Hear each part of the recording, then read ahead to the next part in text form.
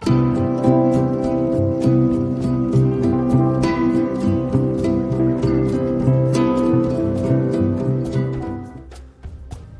की स्टोरी में हमने लास्ट टाइम देखा था कि ओशीमा उसको माउंटेन्स के बीच में मौजूद एक कैबिन में छोड़ने आया है। काफ्का को वहाँ सरवाइव करने की टेक्निक्स बताकर अब ओशीमा वापस जाकर अपनी कार में बैठकर काफ्का को वहीं छोड़कर चला जाता है। काफ्का कैबिन के अंदर जाकर डोर को बंद कर लेता है। वहाँ सन्नाटा उसे चारों तरफ से घेर लेता है। रात की हवा भी इतनी सर्द थी कि ऐसा लग ही नहीं रहा था कि वो गर्मियों के दिन है। अब अगर वो कुछ कर सकता था तो वो ये कि वो अपने स्लीपिंग बैग में लेटकर नींद ले ले।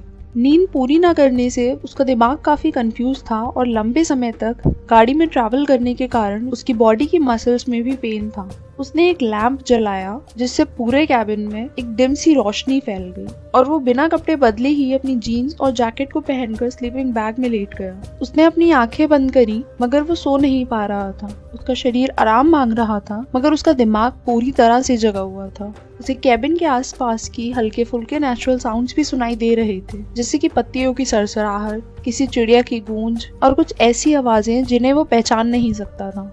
उसे ऐसा महसूस हुआ जैसे उसे कोई देख रहा हो।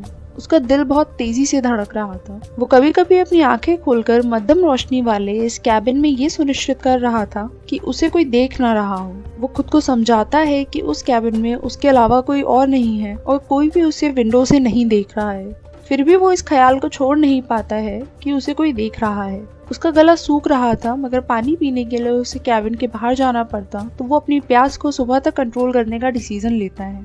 तभी उसकी ऑल्टर ईगो उससे कहता है कि क्या वो मजाक कर रहा है। वो किसी डरे हुए छोटे बच्चे की तरह व्यवहार कर रहा है जो कि अंधेरे और शांति से डरता हो। आगे वो काफ्का से कहता है कि वो हमेशा से खुद को बहुत टफ समझता था मगर अब जब मौका आया है तो ऐसा लग रहा है वो रो पड़ेगा। काफ्का उसको इग्नोर करके अपनी आंखें टाइटली बंद रखता है। वो खुद से कहता है कि ये उसकी परीक्षा ही है और ओशीमा ने भी उसकी उम्र में काफी दिन यहाँ अकेले बिताए हैं। वो भी जरूर ऐसे ही डरा होगा जैसे कि वो डर रहा है और शायद इसीलिए ओशीमा काफ्का से कह रहा था कि एकांत अलग अलग किस्मों में आता है। ओशीमा बहुत अच्छे से जानता है कि उसे यहाँ रुककर कैसा महसूस होगा क्योंकि वो भी ऐसे दौर से गुजर चुका है। ऐसा सोचकर उसे थोड़ा रिलैक्स फील होता है। वो गहरी सांस लेता है और उसे पता भी नहीं चलता कि कब उसकी आंख लग जाती है।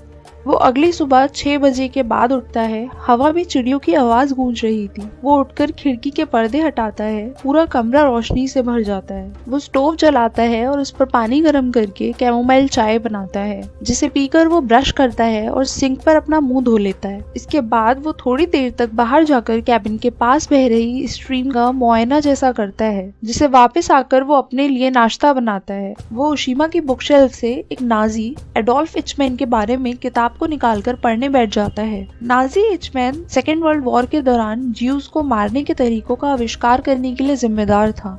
किताब में काफ्का देखता है कि ओशीमा ने कुछ मार्जिन नोट लिखे हैं। इसमें से एक नोट को पढ़ते हुए काफ्का बहुत अलग विचारों में चला जाता है। उस नोट में ओशीमा ने लिखा था, हमारी जिम्मेदारी कल्पना करने से शुरू होती है। काफ्का को एकाएक उसकी खून से सनी हुई वो शर्ट याद आ जाती है और इसके साथ ही ये शब्द भी उसके दिमाग में गूंजते रहते हैं। वो सोचता है कि वो भी उस खून के लिए जिम्मेदार है, भले ही उसका इस पर कोई कंट्रोल ना हो। काफी देर तक पढ़ने के बाद वो उस किताब को रख देता है और वहाँ बंधी एक नायलॉन की रस्सी पर अपने कपड़ों को बैग से निकालकर सूखने डाल देता है, जिसके बाद वो अपने बैग से सारा सामान निकालकर बेड पर रख देता है। वो अपनी डायरी को निकालकर उसमें बीते दिनों की घटनाओं को लिखता है। वो सारी बातें लिखना चाह रहा था ताकि वो कुछ भूल ना जाए, जैसे कि श्राइन के पास उसका गिरा हुआ होना, उसकी शर्ट पर खून का निशान और फिर उसका साकुरा को फोन करना और उसके यहाँ रात भर रुकना। ओशीमा की चेतावनी के बावजूद काफ्का जंगल में जाने का फैसला करता है। लगभग तुरंत ही वह विचलित हो जाता है और इस विचार से ठंडा हो जाता है कि कहीं वह फिर से कैबिन नहीं ढूंढ पाएगा।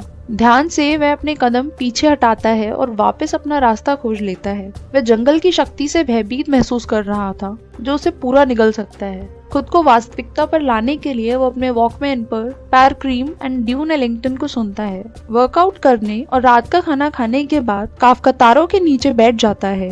एक बार फिर वह प्रकृति की विशालता और शक्ति से भयभीत है। सितारों को देखते देखते उसे बहुत डर महसूस होने लगता है और वो जानता है कि ये एक ऐसा एहसास है जिससे वह कभी आगे नहीं बढ़ पाएगा। केबिन में वापस आकर वो अंगीठी जलाता है और एक चेयर पर बैठकर उस किताब को कंटिन्यू करता है, जिसमें वो हिचमैन के व्यक्तित्व के और उसके द्वारा बनाए गए प्लान और फिर उसके कोर्ट में हुए ट्रायल्स की डिटेल्स को पढ़ता है। 10 बजे वो किताब रख देता है और अपने स्लीपिंग बैग में सोने चला जाता है। लेटने के बाद एकाएक उसे साकुरा का ख्याल आता है। वो सोचता है कि कितना अच्छा होता अगर साकुरा उसकी असल बहन होती, जिसके बाद वो सो जाता है। दूसरे दिन भी काफका उसी रूटीन को दोहराता है। जंगल में वो इस बार थोड़ा सा अंदर तक जाने की कोशिश करता है।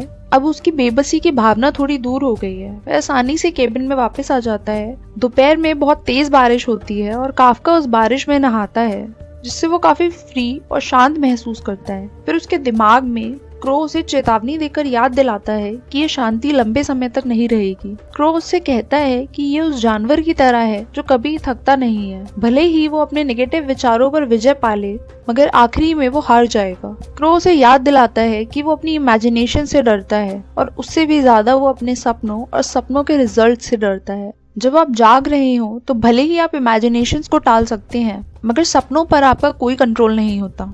रात होने पर काफका अपने स्लीपिंग बैग में जाकर लेट जाता है और अपने वॉकमैन पर म्यूजिक ऑन करता है। कुछ ही समय बाद काफका के वॉकमैन की बैटरी खत्म हो जाती है, जिससे वह फिर से एक घने सन्नाटे में घिर जाता है। मगर इस बार काफका खोजता है कि सन्नाटा भी एक ऐसी चीज है जिसे आप सुन सकते हैं।